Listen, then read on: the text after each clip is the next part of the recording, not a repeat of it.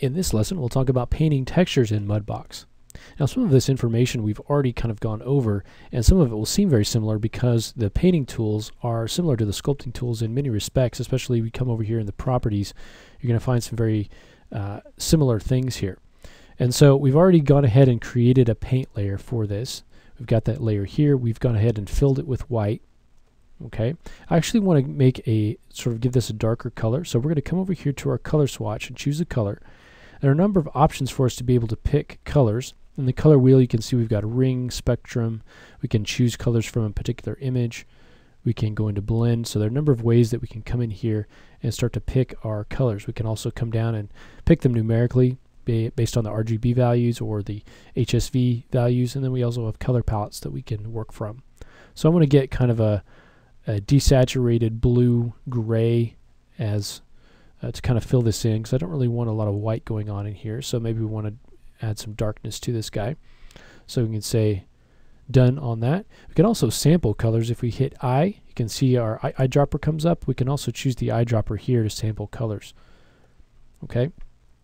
So with our paintbrush selected, you can see that we've got the same controls with B to increase or decrease the brush size, M to increase or decrease the strength of our painting. We can mirror it as well. And then we've got the same options for using stamps, the stamp spacing, steady stroke, fall off, and all of that. Okay, so let's go ahead and turn on a stamp to kind of break things up a little bit. We'll use this stamp, and we can come in here and start to paint over this. We can also, again, use our flatten to really quickly paint across this. If we want to just darken up that entire thing, we can do that. Okay, and then when we're done, we can go ahead and unflatten from UV space. Okay, we can come in now and get something that is maybe a little bit darker and even more desaturated. Let's get another stamp, and we can start to break this up, increase our strength here. And you can see I've got randomize on so that it gives me a nice splotchy look that really lends itself to something organic like this. Okay, in some cases you may not want that, but if you're adding dirt to something, or if you're painting something organic like this, using the stamps with some randomization will kind of help you out, because you don't have to worry about going in and really creating all of that variation manually. Kind of some of that work's done for you here. Okay, so we can do that. There's also an airbrush that we can use. If we use the airbrush, it will give you a little bit of a kind of a softer look if you want to use that. We've also got the ability to erase paint from our particular paint layer.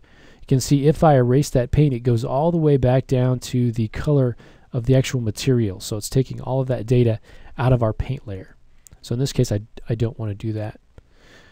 Coming up in the next lesson, we'll talk about the difference between erasing and using layer masks, and how one can be a little bit better for us than the other. You can also use a pencil. If for some reason you need to add some really fine work, line work there, you can do that. Okay, so we just want to come in here and get some color variation, so we can maybe sample this color. We can come in and shift it a little bit. We can come down here and shift it as well to get a little bit of a different look, to kind of come in and add a little bit of variation to it. If you want to come in and add maybe a little bit more in on the green side, come in and drop that in. And really, you just start to layer these things on top of each other, and you really start to get some nice variation in the color. And again, just using the stamp to kind of randomize that. Okay, maybe we want to lighten this area up down here, and so we can come in with a color, sample that color, and instead get something that's a little bit lighter. Come in and with maybe a smaller brush size, start to lighten that up a little bit. Okay, just underneath there. Okay, we've got our symmetry on, our mirroring, so that's taking place across both sides, and we can just kind of lighten up the underside of our dinosaur a little bit. Again, all this is on this single paint layer, which is using these UVs. So typically, for for the most part, we're going to be using UV-based textures.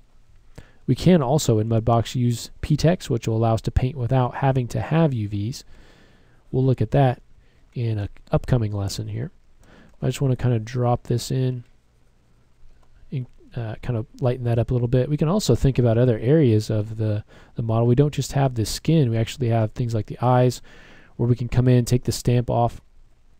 Let's maybe get a more of a yellow color.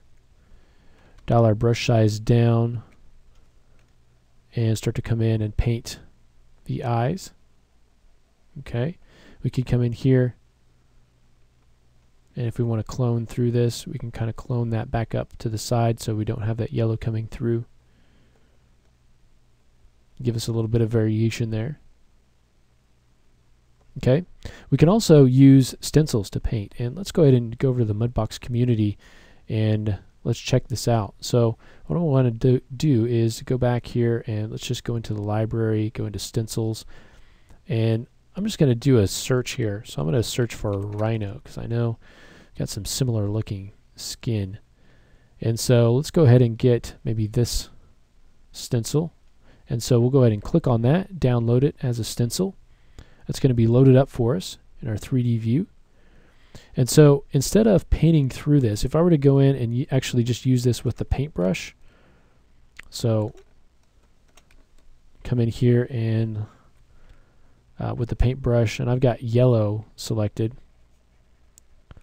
I'm just kind of painting with it yellow, but what I want to do is actually paint the color information of this photograph onto the model. So to do that, I'm going to use projection. I'm going to choose a white color. All right, and now I'm going to kind of move this in position where I want to start painting, and then I'm just going to start painting in here, and you can see that I'm actually painting that color photograph onto the mesh. I go ahead and make this a bit smaller. We kind of get the right size ratio going here, and you can see I can sort of paint through this. Now if I dial down the strength, you can see that that's lighter, and it blends it more in with the rest of the texture that I've painted. So I could come in here, start to move this around and paint a little bit. And it's nice because you get a lot of information with these photographs that would be a little bit harder to get if you're just painting manually. It'd take a little bit longer at least. So you can see I can kind of just paint this through. Move this around to get different areas hit. Come in here. And so this projection is a really nice way of doing that, getting that photographic detail onto our model. And when you combine this with the ability to edit your stencils, then you can really start to get some nice results, because you can take the time and edit your stencils so they match up a lot better with your model before you start painting.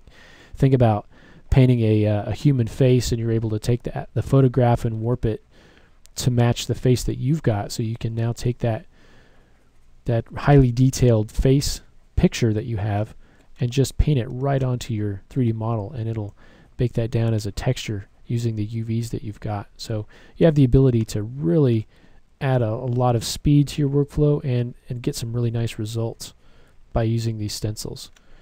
So you can see just by painting through this with a low intensity here, I'm able to blend this with the underlying color.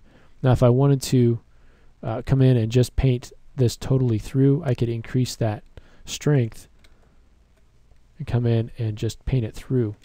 Okay, but I want to blend it a little bit more. Alright, so you can go ahead and play around with that, get a nice base texture going. And then in the next lesson, we'll take a look at what happens when we start to add more than one paint layer. So right now we're just working with a single paint layer, but we can start to add more diffuse layers, but also layers to drive things like specularity, things like opacity, different channels that are associated with this material. So we'll go ahead and start to take a look at that in the next lesson.